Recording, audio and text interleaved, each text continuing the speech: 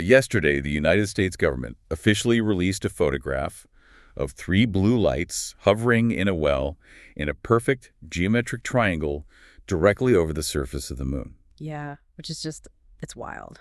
It really is. And the crazy thing is, this photograph was not taken by some modern satellite. It wasn't captured by a contemporary lunar orbiter or anything like that. It was taken by Apollo 17 astronauts in 1972. Right. Let that sink in. 1972. Exactly. So you are looking at an official Department of War validated admission that something was in lunar orbit with our astronauts over half a century ago. And I mean, that single photograph is just, it's buried inside a much larger, highly controversial data dump. Yeah. We're talking about the May 8, 2026 release of UAP unidentified anomalous phenomena files. And this was ordered directly by the White House under the Trump administration. Right. So for those of you listening right now who just want the bottom line, our mission for this deep dive today is pretty simple. We're giving you a shortcut to being well-informed. Cutting through the noise. Exactly. We're bypassing the social media shouting matches, ignoring the clickbait headlines, and we're looking entirely at the source material.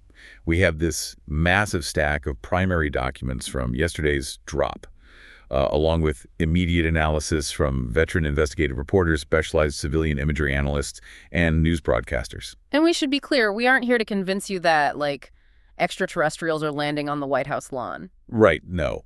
And we certainly aren't here to insult your intelligence by claiming every single one of these videos is just a weather balloon either. No, definitely not. We're going to examine the exact anatomy of this disclosure. I mean, we'll look at the mechanics of the videos released, the physics they imply, the glaring legal loopholes being used to hide the really sensitive data. Oh man, the legal stuff is fascinating. It really is. And of course, the incredibly bizarre shift toward theological language by top intelligence officials that we're seeing right now. Yeah, the theological angle is, well, we'll get to that.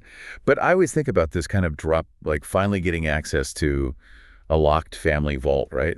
Yeah. You open it up and you find it filled with this crazy mix. There are genuine treasures in there, but also like old newspaper clippings and just empty boxes. That is actually a perfect analogy for what happened yesterday. So let's start with the sheer scope of it. The Disclosure Day drop, as they're calling it, consists of either 161 or 162 files, depending on, how you categorize a few of the attached appendices. Right. And the breakdown of where these files came from is fascinating. So we have 82 records sourced from the Department of War, which, just as a quick note, is how our sources are currently referring to the Defense Department. Got it. Then there are 56 records from the FBI, 12 historical files from NASA, and 8 from the State Department. And crucially, scattered among all these PDFs and text files are 28 actual videos involving unresolved UAP encounters. Yeah, the videos are the real meat of this. And the accompanying statement from the administration was, well, it was entirely unprecedented. It really was. President Trump directed this release with a public statement urging citizens to review the files for themselves. He literally told the public to, quote, have fun and enjoy. Have fun and enjoy. Right. And then he concluded the statement by asking, what the hell is going on? Which, honestly, that is the most honest assessment of this situation I have heard in years. Yeah, totally. I mean, if you are reading through these files and you aren't asking what the hell is going on, you just aren't paying attention. No, you're not. But the reaction from the community that has studied this for decades, it's sharply divided. Right. You have veterans like George Knapp and Luis Elizondo looking at this drop and treating it like a monumental victory. Yeah, because from their perspective, the victory lies in the institutional validation.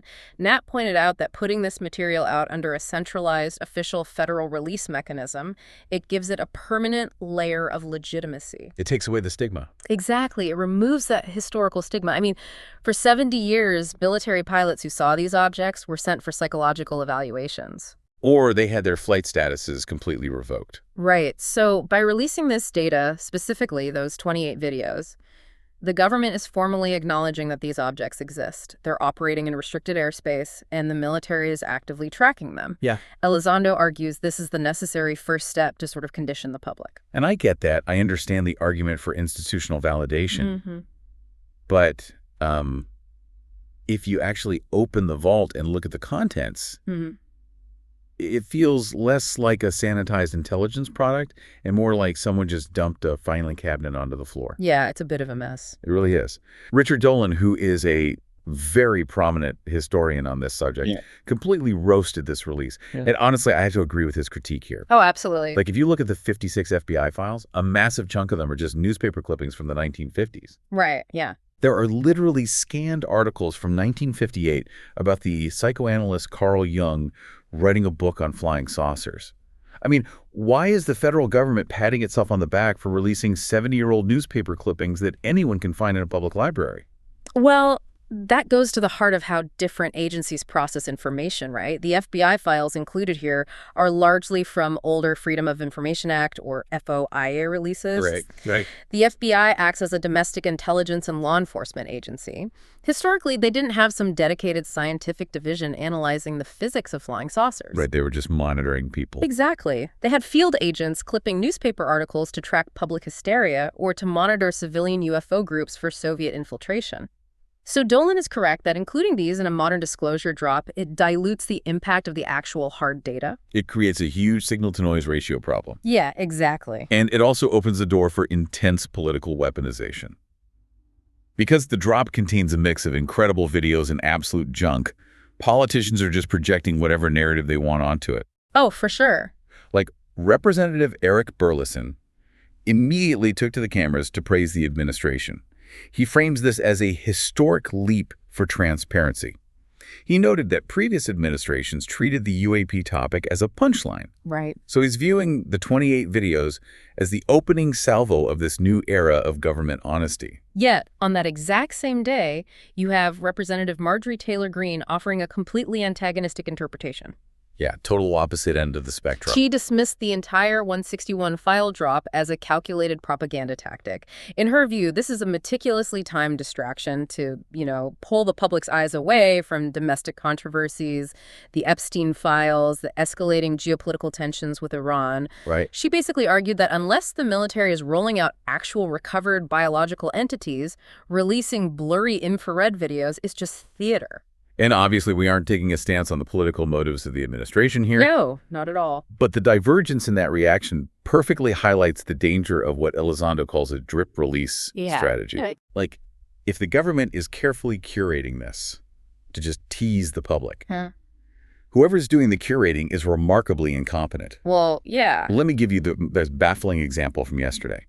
Inside this official United States government release of classified and unclassified UAP files is a document known as the Cometa Report. Oh, the Cometa Report. Right. So for context, the Cometa Report is a highly respected independent study published in France back in 1999. Yeah. It was compiled by retired French military officers, scientists, the former head of the French Space Agency, and after exhaustively reviewing radar and visual data, they concluded that the extraterrestrial hypothesis was the most logical explanation for a certain subset of UFOs. It is a brilliant document. But, and here's the kicker, it is a French document. Right. And this is where the curation process completely falls apart. The specific PDF of the Cometa Report that the U.S. government included in this historic drop, it has a cover letter attached to it. Yes, it does. That cover letter is from a civilian UFO researcher named Carol Rosin, and it's dated April 2001, meaning the U.S. intelligence apparatus didn't reach out to their French counterparts to secure a clean, official copy of this report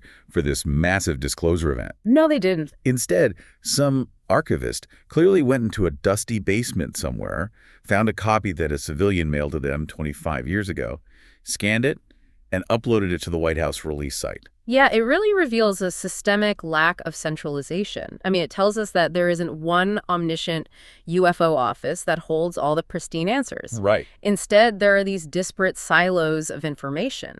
The agency tasked with compiling this drop simply ran a keyword search across legacy databases and scooped up whatever had a UAP tag on it. Even civilian mail. Even civilian mail. Which, honestly, that level of bureaucratic sloppiness almost makes me lean away from the calculated distraction theory. How so? Well, if you are trying to execute a flawless psychological operation to distract the masses, you don't accidentally include Carol Rosin's 2001 cover letter. That's a very fair point, yeah. Which is why the paper documents are arguably the least important part of this release. Exactly. I mean, the geopolitical bickering and the bureaucratic scanning errors, all of that falls away the moment you look at the optical and sensor data provided in the 28 videos. Yes. That is where we transition from historical curiosity to a fundamental crisis in theoretical physics. Absolutely. So let's pull the thread on the videos. Because if you were listening to this and wondering if we were just talking about weather balloons, prepare to have your understanding of aerodynamics completely shattered. Yeah, strap in. We have detailed analysis from imagery experts, specifically Billy Kryzak, who broke down the raw sensor data of these files. Let's start with what the intelligence community is calling the jellyfish. Okay, yeah. This is designated as videos PR-28 and PR-29, captured over a military installation in the United Arab Emirates in 2024. Can you describe what the thermal sensors are actually seeing here? Sure. So if you look at the raw FLIR footage, forward-looking infrared, you see an object that genuinely defies conventional aerospace engineering. It has this inverted teardrop main body, but hanging beneath it are multiple rigid, vertically linear masses. They look exactly like the tentacles of a jellyfish. Right. And when the footage first leaked prior to this official release, skeptics immediately claimed it was just a clump of mylar balloons drifting in the wind, or perhaps bird droppings smeared on the camera housing. See, the bird dropping theory always bothered me. Oh, me too. Because if it's a smudge on a camera lens, the object would stay perfectly static relative to the crosshairs of the targeting pod. Exactly. But in the video, the targeting crosshairs are actively panning to keep the object in frame as it moves across the landscape. The targeting pod is tracking a physical object traversing the environment. Right, it's tracking it. And the telemetry data included in the release completely eliminates the balloon hypothesis too. How so? Well, the object changes its thermal signature. It alternates from black hot to white hot, which implies it is actively managing its internal temperature or its surface emissivity. Furthermore, the radar track shows the object moving parallel to the wind for a time, but then executing a controlled turn and moving directly against the prevailing wind currents. Which a balloon can't do. Right. A passive, lighter-than-air object, like a balloon, cannot shear against the wind without an external propulsion system. Yet there are no rotors, no exhaust plumes, and no control surfaces like wings or ailerons. It maintains total rigidity while moving against the wind. Yes. But, the jellyfish almost looks primitive compared to video PR-26. Oh, the Tesseract, yeah. Right. The civilian analysts have dubbed this one the Tesseract. And when I think of a Tesseract, my mind goes straight to science fiction. Yeah. But this is a physical object captured on military spectral sensors. Yeah. It's described in the files as a perfect geometric cube, but it has smaller geometric cubes fixed onto its points. The geometry alone is baffling. But the spectral data is what makes PR-26 so critical, because the military sensors aren't just capturing the shape, they are analyzing the light and energy emitting from it. And the data shows what appears to be a plasma sheath channeling through the internal structure of the cubes. A plasma sheath. Yeah, and it cycles through a brilliant spectrum of colors: magenta, green, red, blue, and aqua. If it's generating plasma, that implies an immense amount of localized energy. Absolutely. And that brings us to the core issue of how these military sensors actually work. Let's look at video PR-38. This is the cruciform, or the 8-pointed star UAP. Right. Now, if you spend any time on social media, you know that the moment a video of a glowing object is posted, 1,000 self-proclaimed debunkers will reply with 2 words: diffraction spike. Oh, every time. Right. They argue that the 8-pointed star shape isn't the object itself, but just a camera glitch. And we need to explain the mechanics of a diffraction spike to understand why that debunking attempt completely fails in this context. We'll go through it. So a diffraction spike is an optical artifact. If you point a consumer camera or a smartphone at a highly luminous object, like the sun or a bright street lamp, the light enters the lens, bounces off the internal aperture blades or the support struts of the mirror, and creates a starburst effect on the final image. Right, it's just a lens flare. The object isn't actually shaped like a star. The camera's internal geometry is just scattering the light. Exactly. So the skeptics look at PR-38 and say, look, it's just a drone with an LED light creating a lens flare. But Kryzak's analysis of the PR-38 sensor data destroys that argument. Completely destroys it. Because the military is not filming these objects with an iPhone. Right. They are using highly sophisticated military-grade cooled thermal sensor systems. In these systems, the sensor itself is cryogenically cooled to incredibly low temperatures to reduce thermal noise. Wow, okay. This allows the system to detect minute temperature differences at vast distances. And crucially, these systems are specifically engineered with anti-reflective coatings and advanced baffling to completely eliminate thermal blooming and diffraction spikes. Meaning the camera is designed specifically not to do that. Precisely. For a physical object to create an 8-pointed starburst artifact on a cooled thermal targeting pod and to leave a lingering thermal trail in the atmosphere, Yeah? it means the object is emitting a level of sensor-saturating heat that utterly overwhelms the military's most advanced optical dampening technology. I mean, just stop and think about the thermodynamics of that for a second. We're talking about an object emitting a thermal output that dwarfs the heat generated by a drone battery or an LED array or even a halogen aircraft light. Yeah. It is generating heat comparable to the active plume of a fighter jet's afterburner. But the object is shaped like a tic-tac or an egg. There is no engine exhaust. Right. There's no thermal plume trailing behind it. Right. The heat is uniform across the entire surface. How can an object contain the thermal energy of a rocket engine without melting itself or completely incinerating the air around it? Well, that thermodynamic paradox is matched only by the kinetic paradox. Yeah, the movement. Exactly. Luis Elizondo and other former intelligence officials have frequently referenced the telemetry data regarding the G-forces these craft regularly pull. And to understand the absurdity of the data in this release, we really have to establish the baseline limits of human physics and material science. Okay, let's lay out the numbers because they are terrifying. They really are. A healthy human being wearing a pressurized G-suit and trained in anti-G straining maneuvers can withstand about 9 Gs, 9 times the force of gravity, for a few seconds before the blood is forced out of their brain and they lose consciousness. Right. That is the absolute biological limit. Now, look at our best material science. Our most advanced, highly maneuverable fighter jets like an F-16 or F-22 are engineered to withstand incredible stress. But if you push an F-16 past 17 or 18 Gs, you reach the point of catastrophic structural failure. The titanium and composite airframe simply cannot handle the load. The wings shear off, and the aircraft disintegrates midair. Exactly. 18 Gs is the limit of our strongest aerospace materials.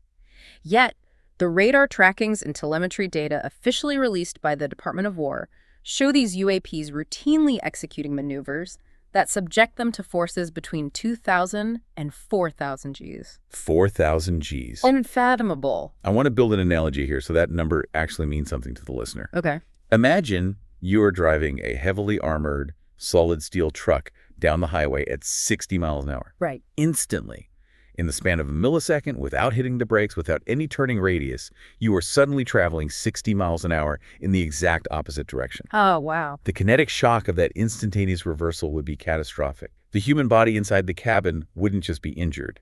The soft tissues and skeletal structure would literally liquefy from the inertial force. Yeah, you wouldn't survive it. The steel chassis of the truck would crumple and tear apart like wet tissue paper. And that is what just a fraction of 4,000 Gs looks like in the real world. And we have visual confirmation of these maneuvers in the release. There is a video from Syria in 2021 showing a spherical object traveling at a constant velocity and then instantaneously accelerating in the opposite direction without any deceleration curve. Insane. There is also video PR-34 captured off the coast of Greece in October 2023.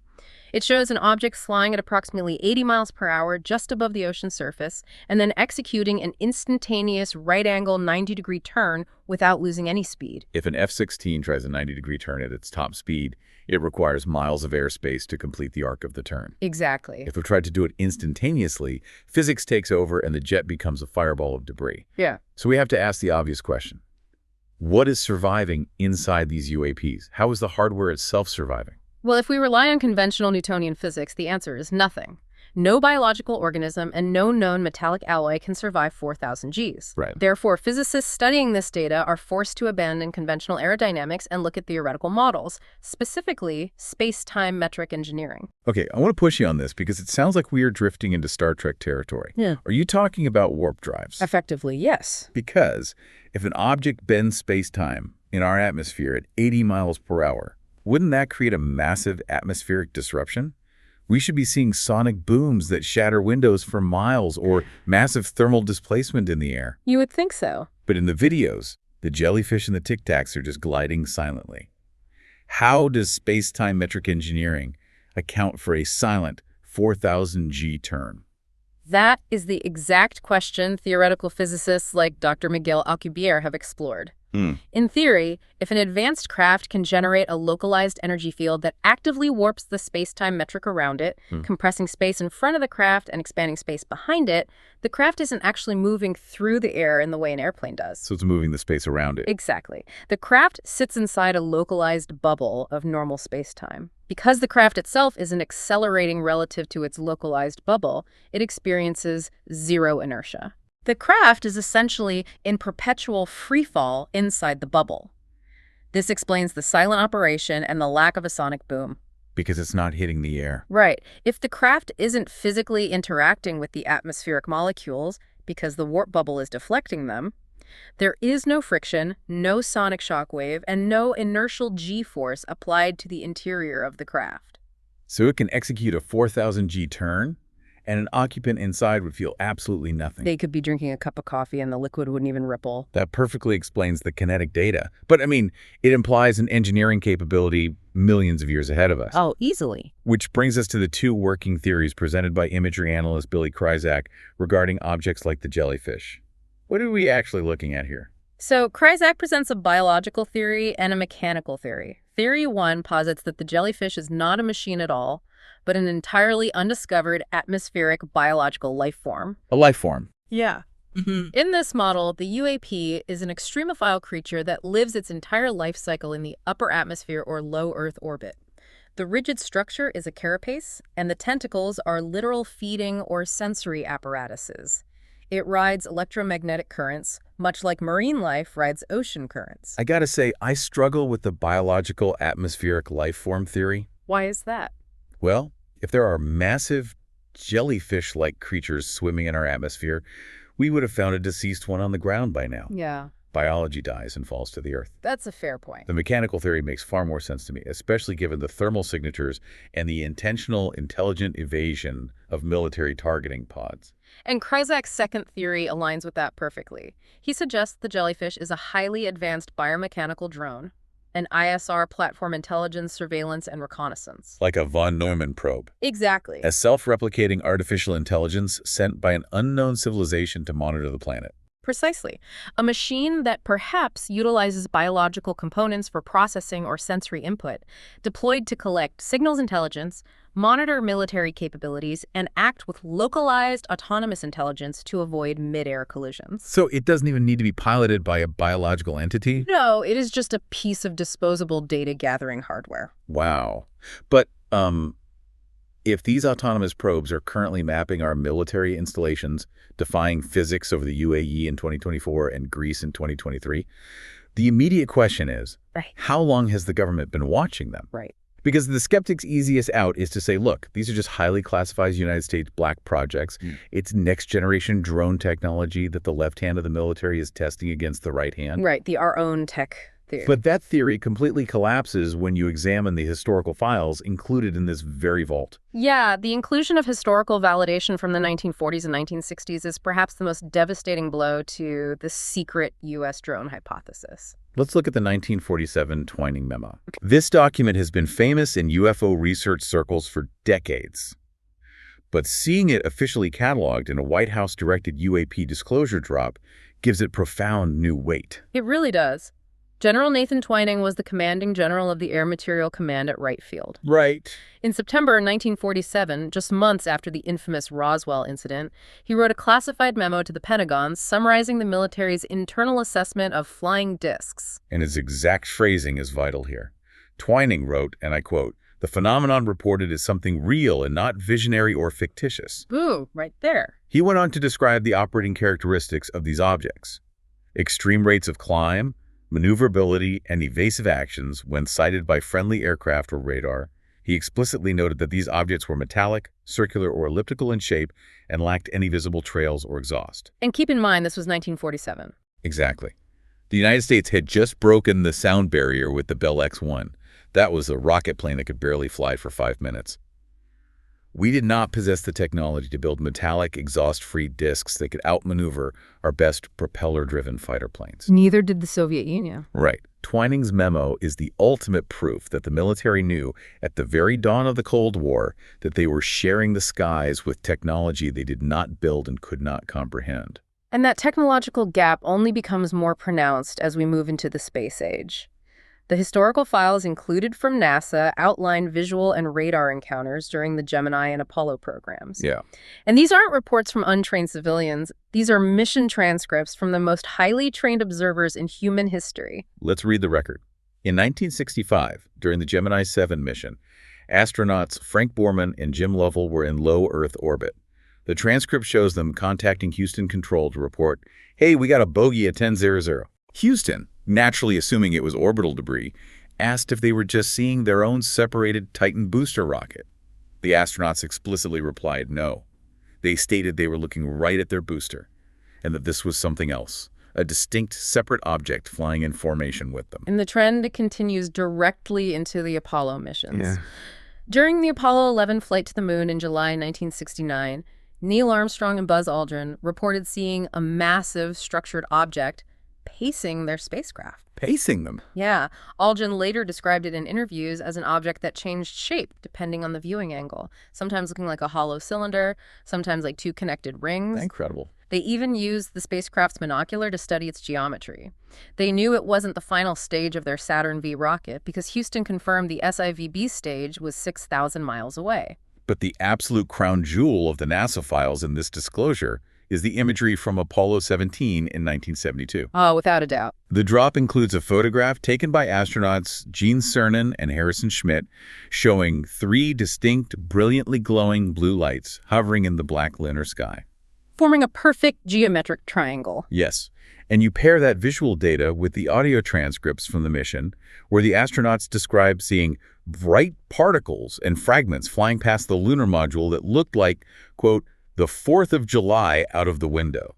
What elevates the Apollo 17 photograph from a curious historical anomaly to a definitive piece of disclosure is the official analysis attached to it by the Department of War in yesterday's drop. Right. Let's talk about that. Because for the past several decades, NASA has maintained an impenetrable wall of public denial. Right. Former NASA Administrator Bill Nelson unequivocally stated on numerous occasions that the agency possessed zero evidence of extraterrestrial or non-human technology. Yet the Department of War's analytical annex attached to the Apollo 17 photo explicitly states that the geometric feature of the 3 blue lights is, quote, potentially the result of a physical object in the scene.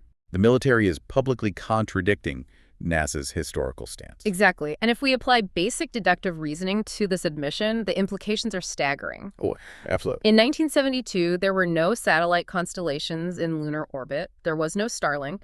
The only human-made functional craft orbiting the moon was the Apollo Command Module. Right. If the Department of War officially concedes that the photograph captures a physical, structured object displaying 3 blue lights in a triangular formation over the lunar surface, and we know definitively that the object does not belong to the United States or the Soviet Union, what is the remaining logical conclusion? The only remaining conclusion is that a non-human intelligence was actively monitoring the Apollo landings. Yeah. But if that is the case, if astronauts have been seeing these craft since Gemini 7 in 1965 and capturing photographs of them over the moon in 1972, why has the United States government maintained a fierce, punitive campaign of denial for over 60 years? Right. Why hide it so aggressively? Why threaten pilots? Why classify the data? Well, Luis Elizondo has offered a compelling sociological theory for the cover-up, particularly concerning NASA. Okay. He suggests the core motive isn't necessarily a sinister plot to control the world, but rather profound institutional embarrassment. Embarrassment. Think about it. NASA's entire existence, its multi-billion-dollar budget, and its public prestige are predicated on the idea that it is the undisputed apex predator of space exploration. They are the smartest minds on the planet. Right. They represent the pinnacle of human achievement. So, if the administrator of NASA holds a press conference in 1972 and says, "We successfully landed on the moon, but while we were there in our tin cans burning highly volatile chemical rocket fuel, we were being watched by an advanced intelligence flying silent, gravity-defying triangle." Oh, whoa. Yeah. It instantly destroys NASA's supremacy. It proves that humanity is fundamentally primitive. From a bureaucratic standpoint, acknowledging a vastly superior technological presence in your domain is organizational suicide. Because it jeopardizes funding. It jeopardizes funding, it creates public panic, and it forces scientists to admit that their foundational models of physics are incomplete or entirely wrong. So the easiest bureaucratic solution is to just bury it. Exactly. You classify the photos, you debrief the astronauts and order them to never discuss the specifics, and you issue blanket denials until a mandated White House release forces your hand half a century later. Right. Which brings us to the most unsettling realization of this entire disclosure day. Let's hear it. As mind-bending as the 4,000G jellyfish and the lunar triangles are, the most important part of this massive release might actually be what and who is entirely missing from it. This is where we transition from studying the phenomena to dissecting the anatomy of the cover-up itself. The omissions in this document drop are glaring, and they tell us exactly where the real secrets are hidden. Let's start with the specific demands made by Congress. Representative Anna Paulina Luna, who has been aggressively pursuing transparency on this issue, formally demanded the release of 46 specific, highly classified UAP videos that the House Oversight Committee knows exist. Yes. And according to our sources, not a single one of those 46 highly anticipated videos was included in this 161-file tranche. Not one.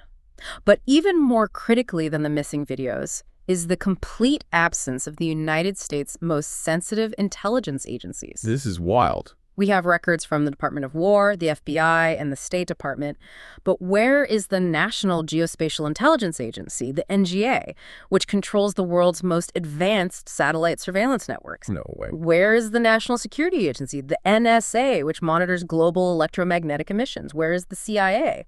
And the most significant ghost in the entire government apparatus? Where is the Department of Energy? Yeah, I want to spend a lot of time on the Department of Energy, the DOE, because for the average listener, it sounds absurd. Why would the department responsible for maintaining nuclear power plants and atomic weapons have the monopoly on crashed UFOs? Why not the Air Force? To understand the DOE's supreme role in the UAP cover-up, you have to look at the bureaucratic legal mechanisms established at the dawn of the Cold War. Okay. Specifically, the Atomic Energy Act of 1954. This act granted the DOE and its predecessor, the Atomic Energy Commission, immense, unparalleled statutory authority over anything involving nuclear secrets, special nuclear material, and what is legally defined as restricted data. But how does that connect to a crashed spacecraft? Historically, UAPs have demonstrated a profound, almost obsessive interest in our nuclear infrastructure. They have been sighted hovering over nuclear production facilities like Oak Ridge National Laboratory, the Savannah River Site, and Los Alamos. They have routinely disabled the launch sequences of Minuteman intercontinental ballistic missiles at bases like Malmstrom in Montana.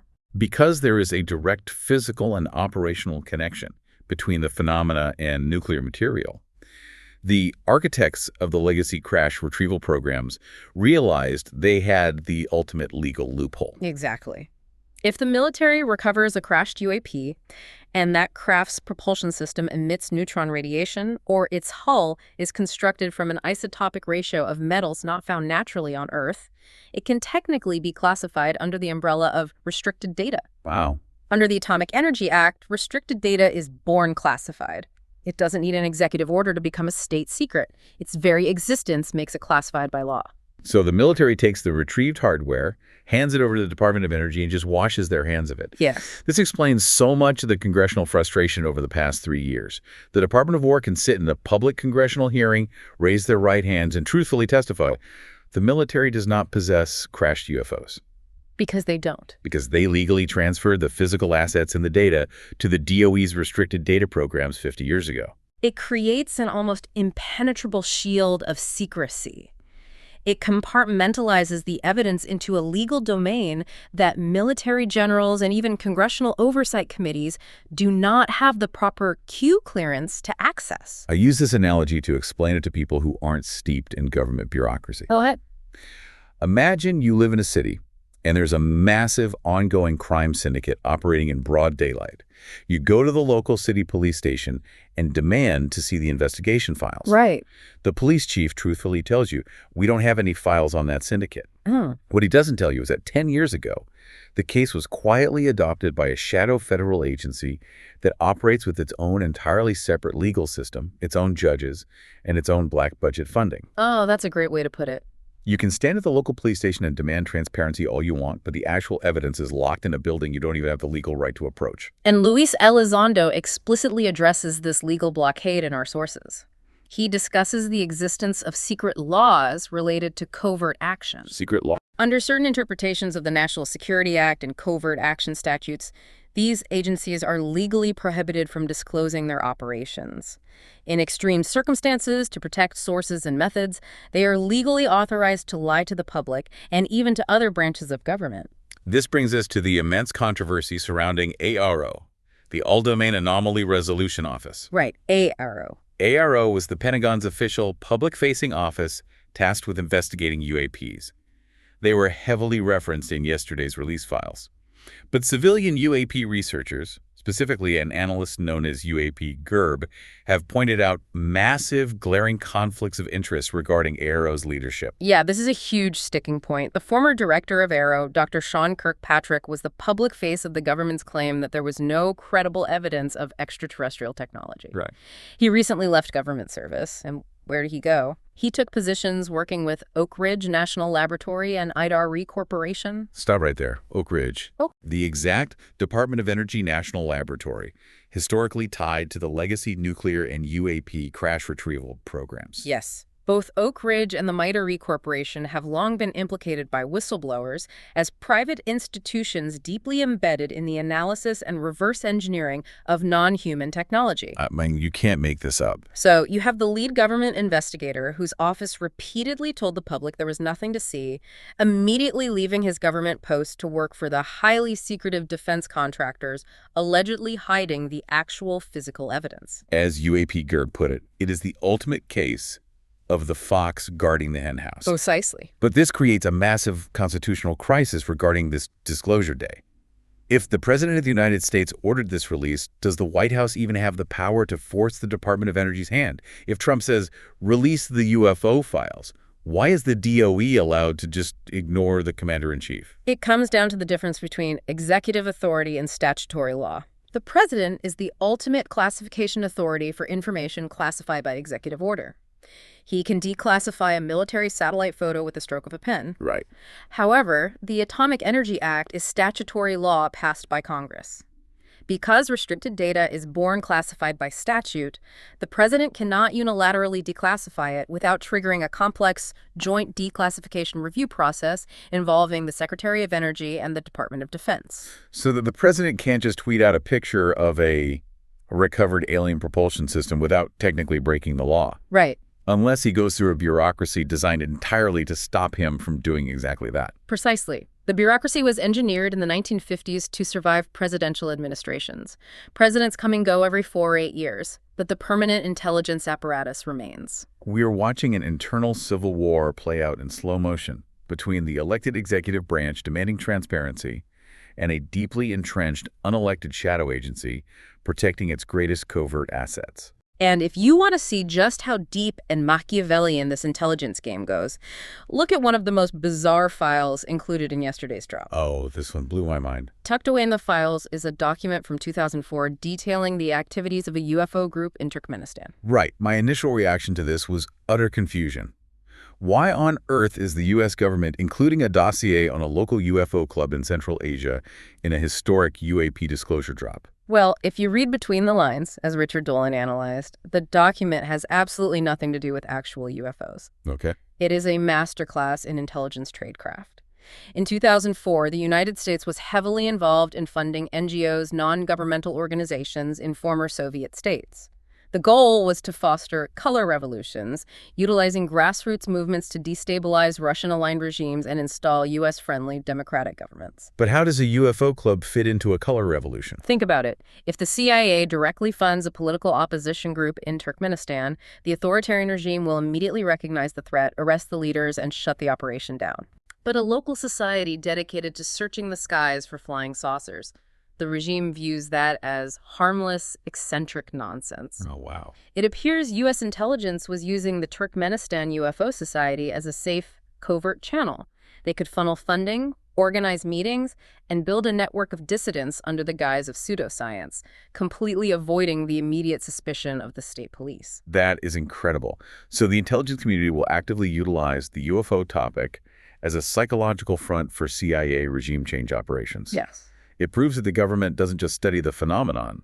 They use the social stigma surrounding it as a shield for completely unrelated geopolitical black ops. It adds a whole new paranoid layer to everything you're looking at. It forces you to question every piece of data. Is a leaked document revealing the truth about a crashed saucer, or is it a carefully constructed counterintelligence narrative designed to smoke out a foreign spy?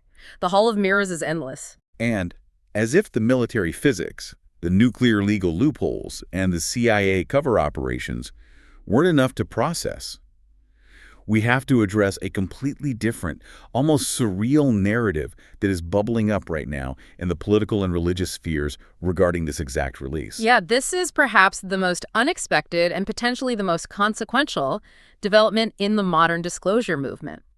We are witnessing a profound sociological and theological framing of the UAP phenomenon by sitting members of government. Let's start with the timing of the release. Yeah. The White House ordered this massive file drop on May 8th, the exact day after the National Day of Prayer. Right. Now, in Washington, timing is never a total coincidence, and according to our sources, the religious undertones of this disclosure have been building behind the scenes for months. The story that went viral immediately alongside the document drop involves prominent American evangelical pastors, specifically Perry Stone and Bishop Alan Didio. They claim they were part of a highly unusual private briefing earlier this year at a rented Airbnb in Tennessee, coinciding with the National Religious Broadcasters Convention. According to Bishop Didio, the organizers of this briefing weren't active, uniformed military officials. They were individuals with extensive deep state government connections. Interesting distinction. And the pastors were ordered to put their phones on airplane mode before the presentation began. They were then briefed on the various theories held by factions within the government regarding what these anomalous entities actually are. And the ultimate message delivered to these religious leaders was a warning. Yes. They were told, you need to prepare your congregations for an imminent, reality-shattering paradigm shift. We're seeing the language of that paradigm shift actively play out in the halls of Congress. If you pay close attention to the vocabulary used by key insiders, the term extraterrestrial is being systematically phased out. It is. Whistleblower David Grush, a former intelligence officer who testified before Congress, and Representative Anna Paulina Luna, both actively refuse to use the word alien. They correct interviewers. Exactly. They insist on using the term interdimensional. The shift from extraterrestrial to interdimensional is massive. It changes everything. Extraterrestrial means a biological creature from another planet in our physical universe who traveled here in a spaceship.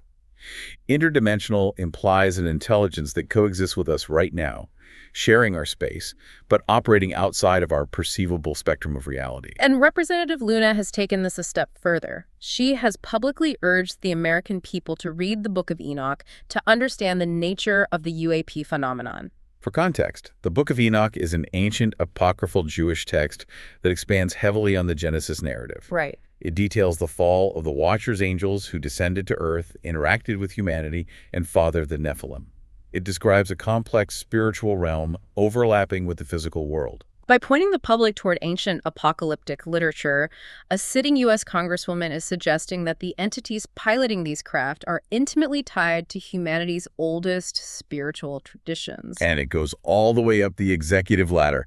Vice President J.D. Vance recently stated in an interview that he believes these objects might not be extraterrestrial explorers at all. Yeah. Speaking from his perspective as a practicing Catholic, he openly theorized that these entities might be exactly what ancient texts described.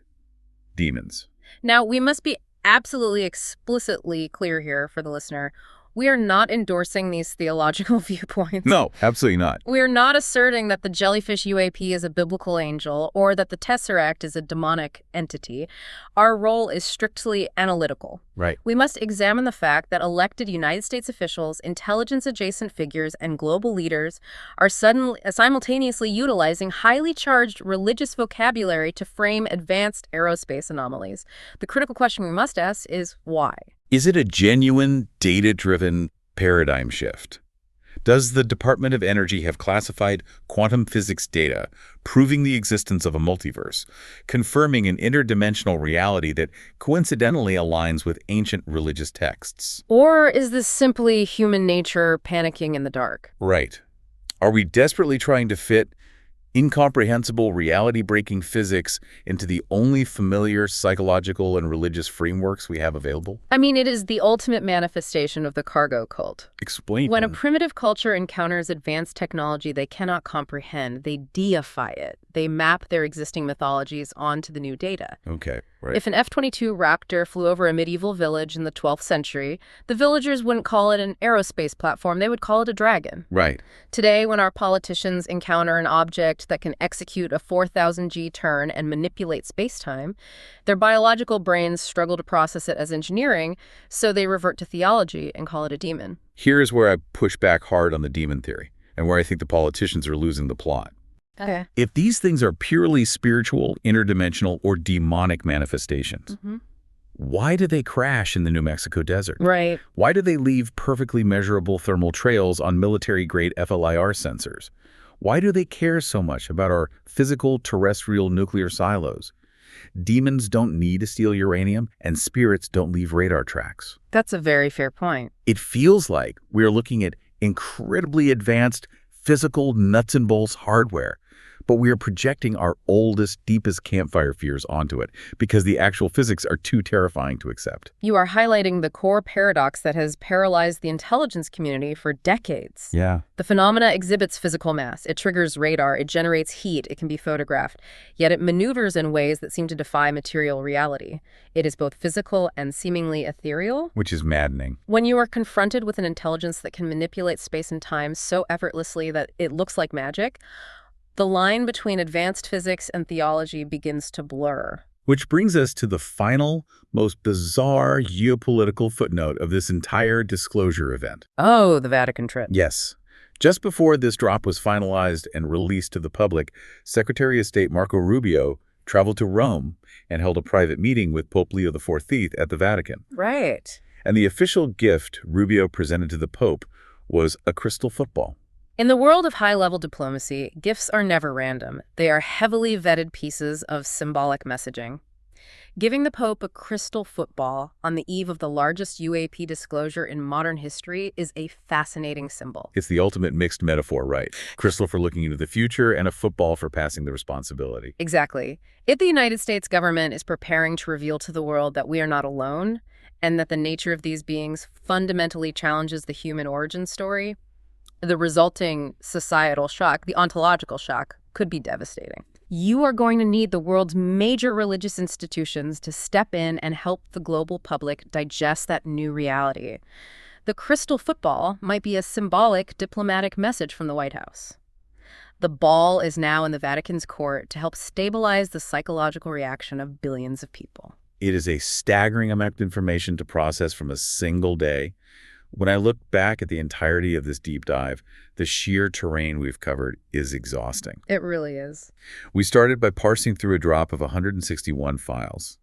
We've unpacked the thermodynamic paradox of 4,000 G jellyfish swimming through our atmosphere. We've established that the Department of War is officially recognizing photos of blue triangles monitoring our Apollo astronauts in the 1970s. We've exposed how the Department of Energy uses the 1954 Atomic Energy Act to legally vanish crash materials. And we've watched our political leaders shift from discussing foreign drones to warning us about interdimensional entities from ancient texts. And we must remind the listener that the Trump administration has explicitly promised this will be a weekly drip release. This 161 file vault is merely tranche number 1. The 46 missing high-definition videos demanded by Congress are allegedly queued up for the next drop. The intelligence community's internal war over what to release and what to keep hidden is far from over. We are at the very beginning of a long, deliberately confusing, and paradigm-shifting road. We are. Which leaves us with this final thought. If you are listening to this, you've likely spent years asking the same question everyone else asks. What is the government hiding from us? Right. But if their ultimate end goal for disclosure is simply to dump all the raw data, the videos, the sensor tracks, the historical memos onto a public website without ever providing an official, definitive conclusion on what these things actually are, Maybe the realization isn't that they are hiding the final truth. The absence of a conclusion is in itself a profound statement. Maybe the most terrifying realization of all is that despite possessing the sharpest optical sensors, the blackest unlimited budgets, and the smartest scientific minds on Earth for the past 80 years, humanity's leaders are just as clueless about who is sharing this planet with us as we are. A deeply sobering thought to end on. The empirical data is undeniably real, but the fundamental answers remain completely out of our reach. Keep your eyes on the skies, but maybe keep a closer eye on how the story is being spun down here in the ground. Thank you for joining us for this deep dive into the Disclosure Vault. Stay curious, keep questioning the narrative, and we'll see you next time.